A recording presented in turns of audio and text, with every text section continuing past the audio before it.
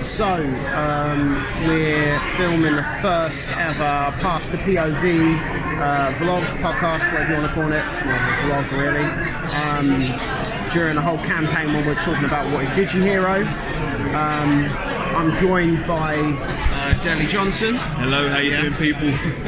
So Deli Johnson is a good friend of mine. We've worked on some projects before, acting-wise, a bit of music-wise, 2 or 3 projects, all related to Live the Life type of thing.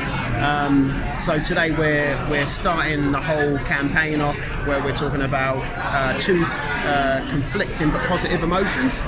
And it's different to the film. The film was talking about ambition and satisfaction. Here we're going to talk about different subjects every week. So I brought Deli in because I wanted to talk about history and the future. Do we look to our future or do we look to our past? So I'm going to start off what my thoughts are, and it kind of links to what we were talking about just before I turned this record button. So we've got a drink coming in. But yeah, so for me, I think we should be looking to the future more than the past. And the reason why I say this is that many of us are looking far too deeply into our past, and we do it subconsciously. We don't even realise we're doing it. Okay, yeah. There's this doctor that I've read some stuff about. He talks about this quite a lot.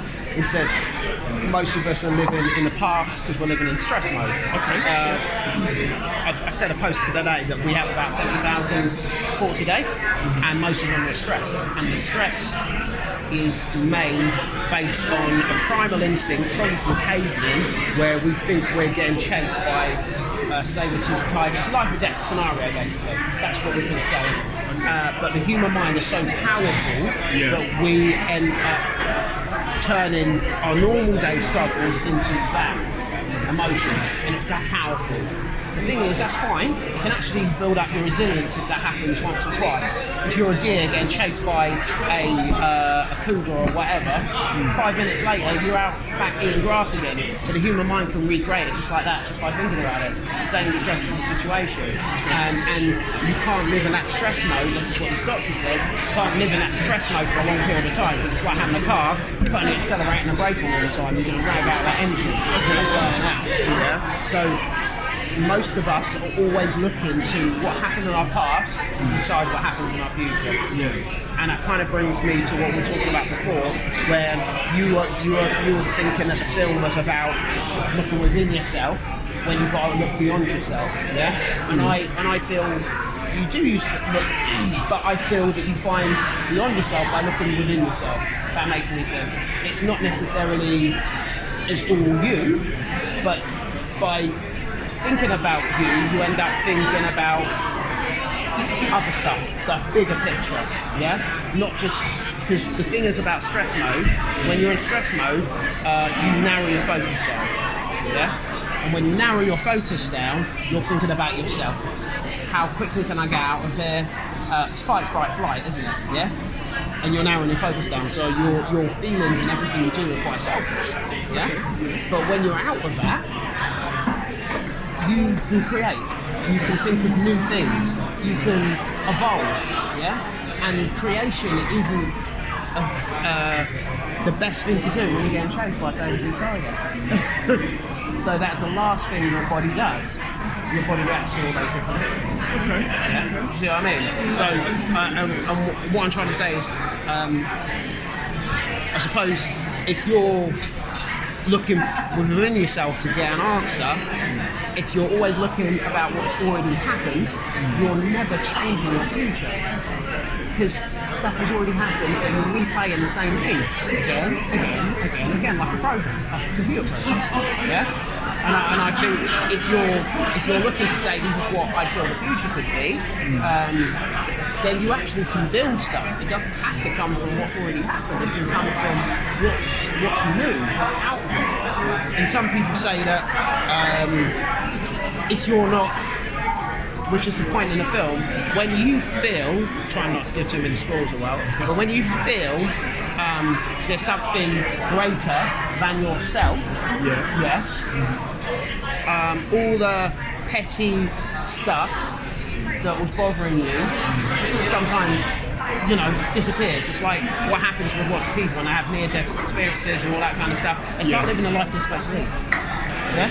They start living how they said they were going to live. Okay. Yeah? So, but when you're in stress mode, you haven't got time to think about that. You have to wait till you nearly die before you do something worthwhile. Yeah. But if your emotions are so, and your brain is so clever, you can actually imagine those situations happen in your brain, i.e. nearly dying or a life-death experience. You, within yourself, can figure out in your head that there's more to life than just yourself and something greater than yourself, and you can actually heal yourself from thinking that. Does that make sense? It does make sense. It's what you pretty much said to me, Tony, was that we have the ability as human beings to kind of recreate our futures, and we don't have to look to our past, because our past is somewhat negative, or can be. And reflecting on it, and reflecting on it as well is not necessarily a positive thing. Whereas I'm like you in that I look to the future, but I think that there's a lot to be learnt from the past. I think that the past is a root to everything, and I think that if we neglect that, then we neglect our human existence. I think one part that we need to do, especially as a black man, I sit there and I look to my past, but I don't just look to my future, because if I was to look at the society in its current state, for example, I would believe that there was no opportunities for myself or people that look the same as me, the same skin tone as me. However, if I look to the past, I can learn of the Egyptians. Before that, I learned of Ethiopia. Prior to that, I learned of the different epochs. So I know that there was civilization within a culture of people that gives me motivation to be something in the future. Not only that, some of my greatest fears has led me to make the steps in the future, and kind of knowing where I've fallen before has given me the strength to make, or giving me the direction to say, actually, this is beyond me. I need to seek beyond me for my answer, because me in the past could not figure that out. So I love the past, because the past gives us echoes from the future. And I think it was a wise man that said that if we don't learn from the past, we're doomed to repeat it. So I think we shouldn't neglect the past. I think it does have its place, but we should use it as, what's the other phrase? A wise man learns from others, a strong man learns from himself. So we should learn from it. We should treat it as that moment for us to learn and make better choices in the future. I think there's nothing wrong with reflection. I think there is a lot of problems with people kind of living in the past and forgetting the fact that they've got the present, which is this very moment. So what is the driver? What's the most important, future or the past? For me, the future, but understanding the past. Okay. Yeah, understanding the past, putting it in its correct place. I think sometimes, especially with what you've just mentioned, is pretty similar to stuff like PTSD, anxiety, stress, and it's like recurrent emotions. And sometimes people kind of get caught in that, like you said, downward spiral, because all they're doing is thinking about that circumstance or how they're feeling in that moment, and how that feeling brought them back to however many days or many years ago. What I'm trying to say to you is actually it could also be a positive catalyst. Maybe you don't want to feel that way anymore, so you make a conscious choice to do something differently. So again, I'm all for the past because I learned a lot from it. So that's me. I hand back over. Okay, that makes a lot of sense. Especially when you're talking about Egyptians and stuff like that. I mean, because there's a lot of stuff. There's a lot of people have said that some of the stuff they've done is so advanced. It's kind of future. That's right. In terms of what it is. There's parts of where was it? It's in the Sudan. They've got more. In the Sudan, they've got more pyramids than they do in Egypt. And then when they're looking through the ancient pyramids and whatnot, they're finding stuff like toilets. They're finding like an ancient form of plumbing. So these people were advanced for their day. We're advanced for our day, but they were advanced for their day. What we never speak about, and I don't want to stick on the whole black-white thing, but what we never speak about is how far advanced these cultures were. Look beyond their skin tone, how advanced they were, their cultures were. Timbuktu is in Ethiopia, as far as I recall, and it was a centre of education. It was known for its libraries, so it's known for its education. So for me, that's really interesting, especially for my people, to sit there and say, well, actually, your history doesn't mean that you have to be a drug dealer, a stereotype. In short, you don't have to fulfill that. Like, for example, I feel the past makes people feel that that's the only option that they have. Yeah, and I feel that yes, a great past like say Egyptian cultures would have had many futures and stuff like that, where it's really interesting, and African cultures and stuff like that is really amazing because. But what I do find about the past, which is interesting, is that I feel like some generations, they mastered their mind better than we do now, and we take more notice of and consciousness of how powerful the mind is, or what we used to call it the heart then, because they used to say the heart was the mind then, more than what the actual mind is, and that has kind of stopped, because the mind is all good, but it needs to be powered by this, because what I feel is if you don't have emotion tied to what you do, you don't pull through. You stop, because a lot of people, if this is the right thing to do, but this is not, there's nothing there, you don't do it. Can I respond to you in that? Because what I find is that a lot of people talk about head, but actually they mean heart, and they follow emotions as opposed to logic and reason. They follow their gut, or they follow what they think is fine, or what's in fashion right now, and they don't follow what's necessarily right, full stop. People don't really like to ask questions about stuff. If it feels good, then they do it. So we've been led very much by our emotions as opposed to any kind of sense. It's crazy because we're living in the 21st century. This is 2019. We've got a big push in terms of mental health, and yet our forefathers that would have gone through World War I and II seem to be a bit more, or wound somewhat tighter than we do in the latter generations, and yet we do not face such a hard war as they did. And that's the thing, and that's going back to the past, saying, well, why were we mentally so resilient back then when we had no access to social media, when we were more inclined to have stronger relationships with our extended family and with our neighbours, and what's changed? So why aren't we so resilient? What's happening? It makes a lot of sense. My thoughts on that is that then there was something big going on, which meant you had to deal with it. Yeah. So if there's a war going on, if you really should be in stress mode, then it makes more sense, the actions and the judgments that you make. Yeah. But when you're not, you kind of look down on yourself, because what is so big that's going on right now, do I feel so bad? I still feel so bad because your mind's creating the same stress. Certain people are always looking for stress, always, because they're so addicted to it. It's a hormone. It's the same like if your body is so used to something, then all of a sudden you take away and goes, I'm going to be happy about life now. Your body's saying to you, you've been doing this for 25 years. I need my hit. I need my hit, and your body searches for it again. And so if your body's always looking for what's wrong, you're always going to be looking what's wrong and what time, and then you're more down yourself because you think, I shouldn't feel bad. You have people, millionaires, they feel terrible about their lives and stuff like that. All that kind of stuff. So I feel it's down to that. But also when I'm going back to future being so important, is that we haven't taken our time to actually explore what we actually want to do. We're always so busy talking about how it is and how it was. How it is and how it was. How it is and how it was. You can't create new things, new possibilities. For me, life is about possibilities. If you don't have possibilities, you're not down. Okay, let me answer that question with a few historical figures then, because I think we had some pioneers historically. Let's look at people like Martin Luther King. Let's look at people like JFK. Let's look at people like, I don't know. Yeah, what happened to them? But they were pioneers though. They had, what we're talking about is ideas. People that have an idea for the future. People that are prepared to step out and do things that may actually risk their lives. Right? And it's not sitting there saying that you need to go off and do something heinous to risk your life. But you need to have a goal that's bigger than you, that's going to help not just you but also society. These historical figures were pioneers because they saw something that we still haven't achieved in our age. So I like men like that, and even women like that. So what's the other one?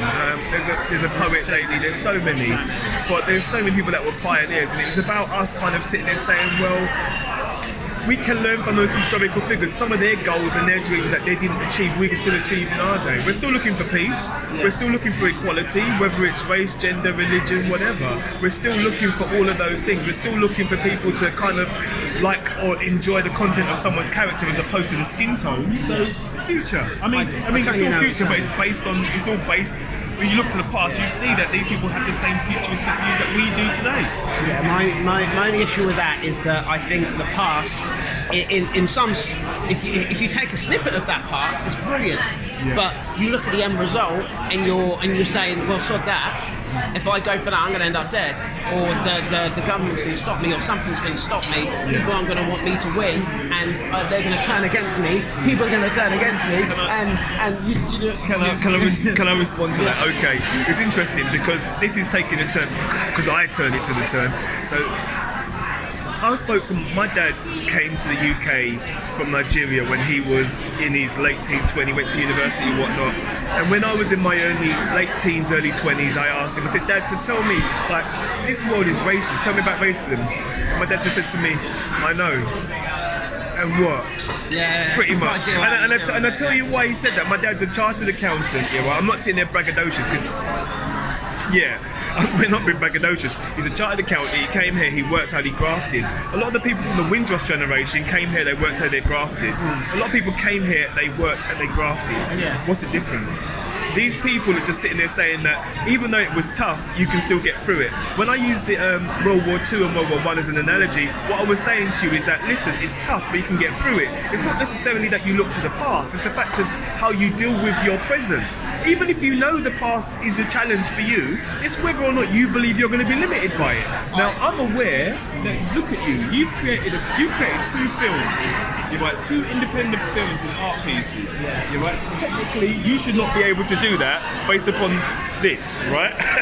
But however, you have done it, right? So you're already demonstrating that it can be done. You're further edifying that point. That the only real limitation isn't what your personal beliefs of whether this person's racist or not, but whether or not you believe you can achieve it. And I think it's okay. I think it's okay to hold both views. Well, yeah, you can, but I still think that if I had too much respect for the past, I wouldn't have done it in the first place. And I don't think a lot of people in our generation and the generations that are going to come after us, they're resilient enough.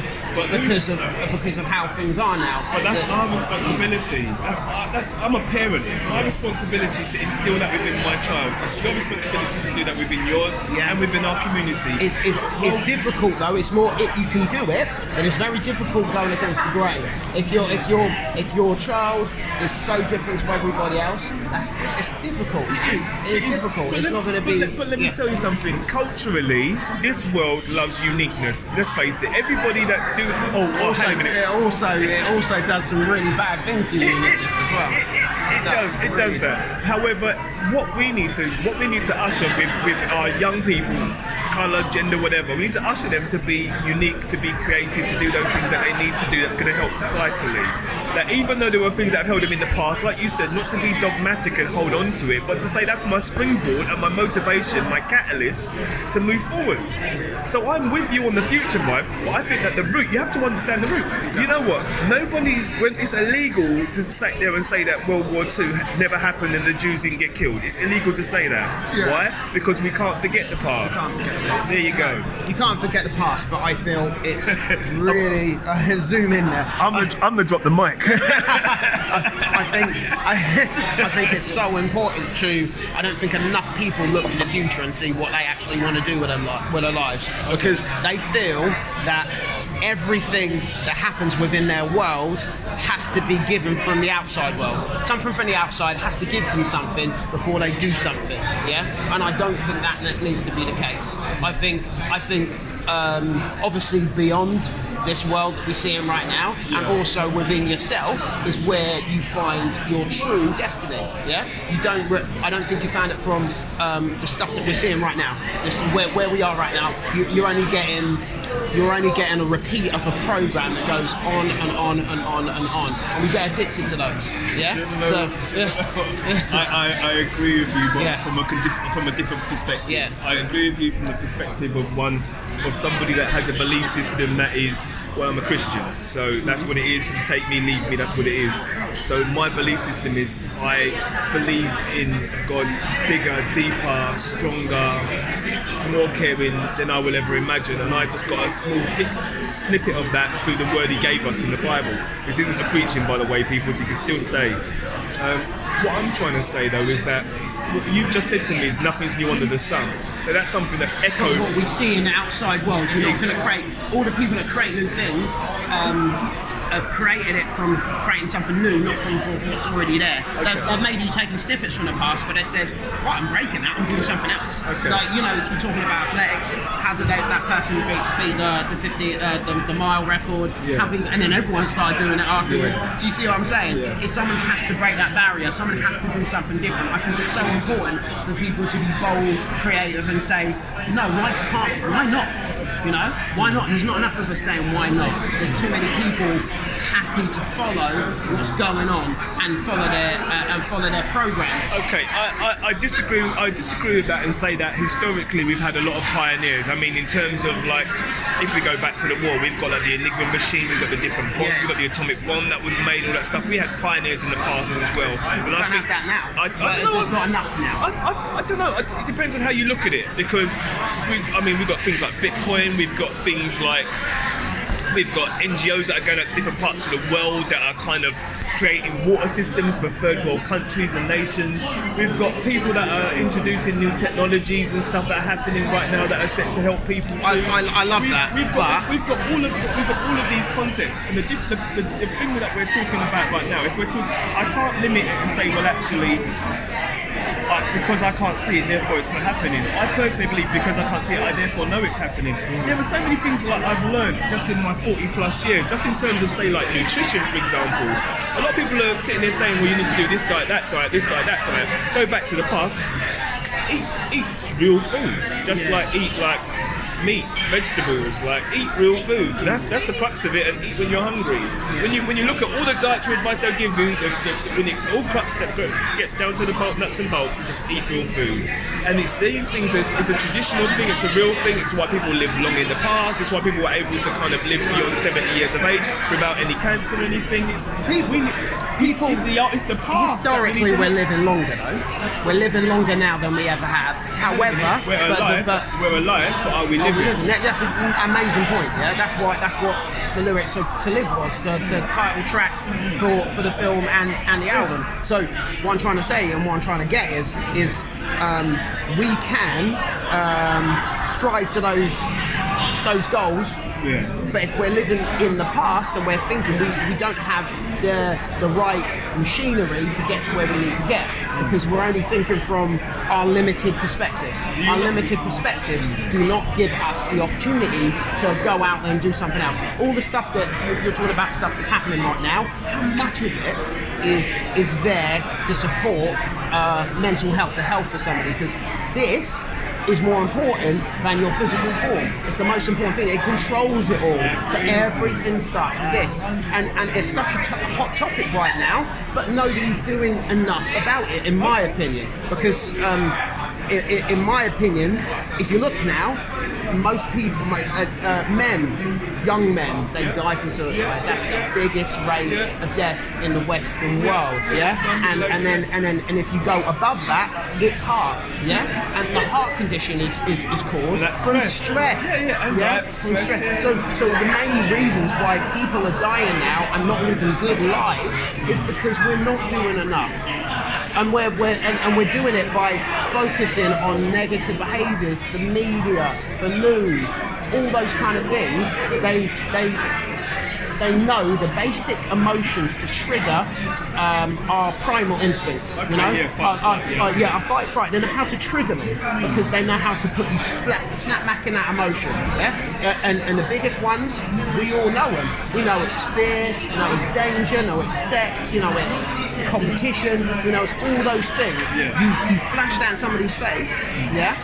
and they're going to live that emotion. Yeah. See, look, and I find this very interesting because the very thing you were talking about here is how media infiltrates the human mind, and how, and we have to be honest and say that even social media, so even things like this, is potentially impacting on somebody's mental well-being. Because if you're constantly on YouTube, why won't you want to do something for the good rather than do it for the bad? Rather than just to make capital, just to be capitalism. Do you know what I mean? Let's just make some money, man. Let's make some money out of these people. I know how to do it. Marketing is pretty bad when it comes to that. I agree with you. However, I feel that if any part of what I'm picking up from this conversation is we have to take a bit of responsibility as well. As much as mental health is an issue individually and nationally and globally, we've also got to look at, okay, how is this affecting me, and what do I need to change? Some of the greatest change I've seen in terms of mental health, I used to work as a mental health support worker very briefly. Some of the biggest changes I saw in people was the times when they decided to actually take the advice that was offered to them, whether it was through medication, whether it was through alternative measures, whether it was through going on a diet, whether it was going walking or some kind of exercise, whether it was communication and counselling. The biggest changes happen when the individual said, actually, I want more, I've got to make a change. But you know what? And I'm going to go back to the past again. It's when they realise that the past that they're living in isn't right for them anymore. So the past, again, isn't to be lived in, but to be a springboard for you to do something else, not for you to be lived in. My only problem with that is if the subconscious mind. If the subconscious mind ends up being your body. It's your body ends up being your mind in the end, because it's automatic thoughts that you're not even realising you're having if you're not conscious enough. If you're not conscious enough of your own thoughts, you're having 60,000 of those 70,000 thoughts are about the very thing that you said you didn't want to think about. Yeah? So you're saying that it's kind of almost like you not wanting to think about the negative. It's there. It's like saying, don't think about a pink elephant. The first thing I thought about was a pink elephant. You know? It's there already. It's always there. It's constantly there. And if our minds are trained to think about the past, that's all we're going to think about. We're not going to be thinking about the future. And the future is where it's at. That's where we need to be, and that's where we're going to improve things.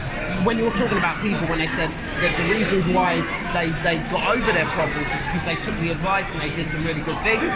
The difficulty is because we're so used to the past, we're inbuilt through thousands of years of training and genetics. Yeah, we're so forced in the past is that we're addicted to it so badly. Change is so difficult. Think how many people change careers, change jobs, change houses, change things. All of this is so difficult. Yeah. Initially, we know it's good for us, but it's so hard. The reason why is because we're addicted. Our programs are telling us what the hell's going on here. Get out of it. Get out of it. I don't know. I think that there's a whole lot of mental elasticity that we have as human beings. We are so complex. Our human mind is beyond any computer that will ever be made, regardless of what Dell or anyone, or I don't know what the guy's name who makes all those futuristic cars and stuff. I can't remember his name. Either way, our human mind is beyond what we could ever imagine. Just the things it could imagine and the things it could bring up. But I look at elasticity of the mind in this. I learned the story of Colonel Flanders, a guy from KFC. That man did not create that business until he was like in his 60s, 70s. Yeah. That's crazy. So most of his years he failed financially in the business world. He failed. As a person, you'll sit and go, that guy's a failure. If he wasn't focused on his future, he would never have got. However, it was the past things that helped him whittle out the things he didn't need to do anymore. These are the things that didn't work. I can tick that off the list. That doesn't work for me. I can tick it off. And then you can look at the future. It doesn't mean that the past is a negative thing. It's just sitting there again saying that use it as a catalyst. But I see it as a perspective. I'm not saying that the past isn't important. I'm saying the most important thing and the most thing you should focus on is the future. Can I ask you something? Do you never look at your achievements in terms of what you've done musically on your own, musically what you did as Two Planets, musically what you're doing and what you're doing musically and visually now in terms of the movies you're putting out? No, because do you not look to sit and say, what have I achieved? No, because if I did that too much, and which is probably part of the problems I've had. I didn't say too much. I just sit there and say, do you? Occasionally, but I don't look at it. Yeah, but I don't look at it in a good way, because in my head, because I've been trained the wrong way to try and be stubborn and get to where I need to be. That me looking back is saying those look like failures, because I'm happy with what they were, but I'm not happy with the responses. So I wanted more out of everything I've done, and it's not like there's very few things that I've done that I look back now and say, oh, that was terrible. Some of them, but not all of them. I still think, yeah, that has some quality there, and I feel almost all of it didn't have the responses that I thought it could have in different scenarios. And I was recently, I was looking to myself, I was thinking to myself, why didn't Two Planets do this? Why didn't Two Planets do that? Why didn't dIGIHIRO is still where it is right now? It's building, but it's still all about making great creations. We don't know what our reactions are going to be to all of that. And I was thinking to myself, what is the reason why it's not happening to the speed that I want? And the reason why, in my head now, is my thoughts are so much thinking about a negative past, is that I'm forcing it. Yeah, I think I'm forcing my future because of my past. I'm trying to make things happen too much when I should be it already. I should already feel rich in gratitude in what's happened in my life. I shouldn't need the external to give me that validation. Well, you see, there's two different things here, because I'm sitting there saying your past is a catalyst. You're sitting there saying that you see the positive and the negative in it. So you're using the past as a reflective practice. I use the past for this exact same thing. For me, I think that the past has some great weight. I think that if you sit there and you want to go back emotionally, as opposed to go back and treat it as something that I can learn from, if you're going to take yourself back emotionally, then yeah, it's going to be detrimental if you've gone through some really hard things. And there must be loads of people on here that's gone through some abuses, gone through some neglect, have gone through maybe a loss of a family member, or going through things right now, and you've maybe heard some bad news, and you going back to that thing is a difficult time. However, use it as an opportunity, as your springboard to move forward. Now, Tony, you've achieved a lot. If you decide to take the negative out of that, that's up to you. If you decide that, that's what I did. If you're saying that, listen, it doesn't get the response I want, then you have to use the past to kind of dig through it and say, well, actually, what response do I actually want? Do I want to serve the people, or do I want to serve me when I create this? Because if you're looking to help the people, sometimes you've got to do it a bit doggedly and be a bit single-minded and say, well, actually, I know what I want to put out there, and I believe in what I'm putting out, as opposed to whether your response, as opposed to what your response should be. But I didn't have that. That was my problem, and I think, you've learned from the past. That's what it is. It's also a flick change in me saying, right, I want something new and I want to react to things differently.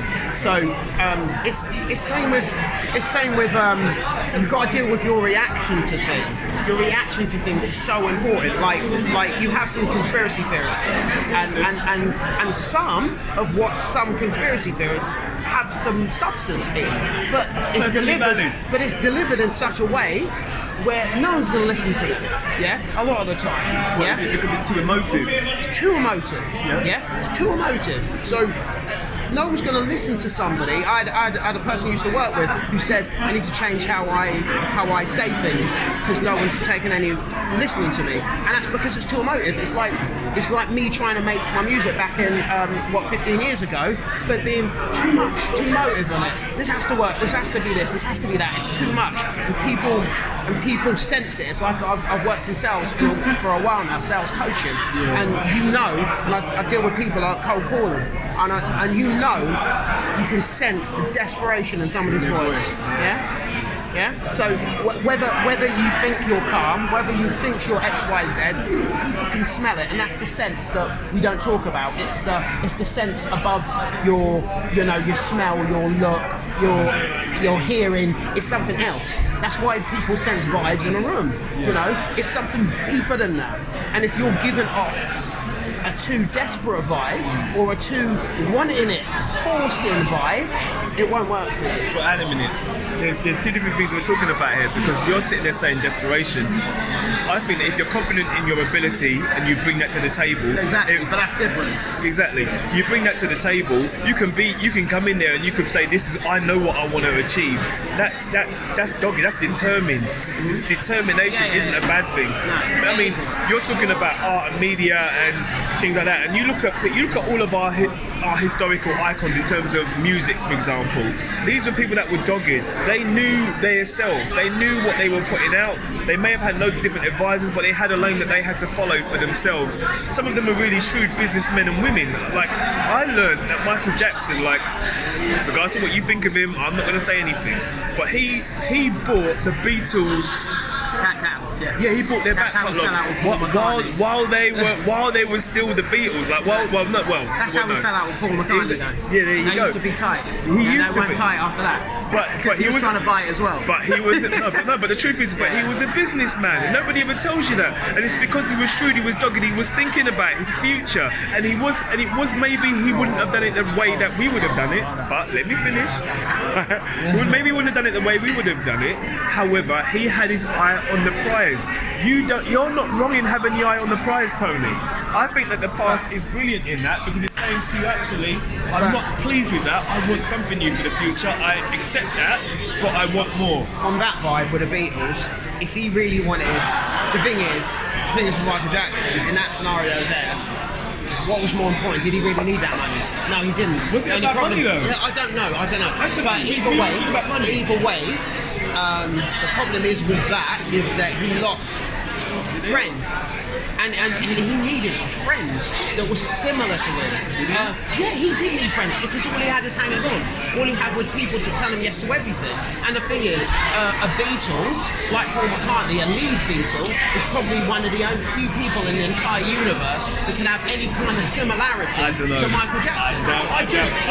Because I think because they've been built up. I know they weren't born into fame like Michael Jackson was almost, but they had, for a huge amount of their lives, they had crazy lives. They couldn't live normal lives because of how big they were, and that's a good ally to have. However, why would you ruin that? For e-commerce, why would you do that? Well, firstly,